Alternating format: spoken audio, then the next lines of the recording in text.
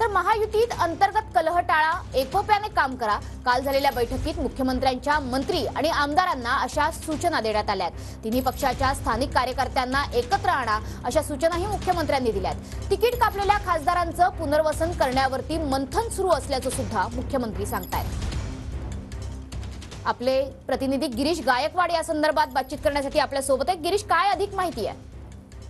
नक्कीच आपण पाहिलं की काल सर्व मंत्र्यांसोबत त्यासोबतच महत्त्वाच्या पदाधिकाऱ्यांसोबत वर्षा बंगल्यावरती मुख्यमंत्री एकनाथ शिंदे यांनी बैठक घेतली होती आणि कालच्या बैठकीतली मायक्रो प्लॅनिंग काय झाली आहे त्याच्याबद्दलची काही माहिती समोर आलेली आहे। महायुतीच्या अंतर्गत कलह टाळायचे, एकोपाने काम करायचे, बंडखोरी होऊ द्यायची नाहीये, तिन्ही पक्षाच्या स्थानिक कार्यकर्त्यांना एकत्र आणायचे, त्यासोबतच तिकीट कापलेल्या आमदारांचं खासदारांचं पुनर्वसन करण्यावर सुद्धा मंथन झालेलं आहे आणि राज्यपाल नियुक्त 12 विधान परिषद सदस्यांचं पदवीधर, स्थानिक स्वराज्य संस्था, शिक्षक आदी मतदारसंघातून जवळपास 48 आमदार हे भविष्यामध्ये परिषदेवर निवडले जाणार आहेत आणि राज्यसभेच्या काही जागा सुद्धा रिक्त झाल्या आहेत। यात महाराष्ट्रातून शिंदे गटातील 2 ते 3 जणांना संधी सुद्धा मिळू शकते अशी परिस्थिती आहे। त्यामुळे लोकसभा निवडणुकांची जागा वाटप करताना ज्या विद्यमान खासदारांवर, इच्छुकांवर अन्याय झालाय त्यांना आमदार आणि खासदार करण्याचे पर्याय सत्ताधाऱ्यांकडे त्या दिशेनं काम केले जाईल असं आश्वासन मुख्यमंत्र्यांनी दिलंय।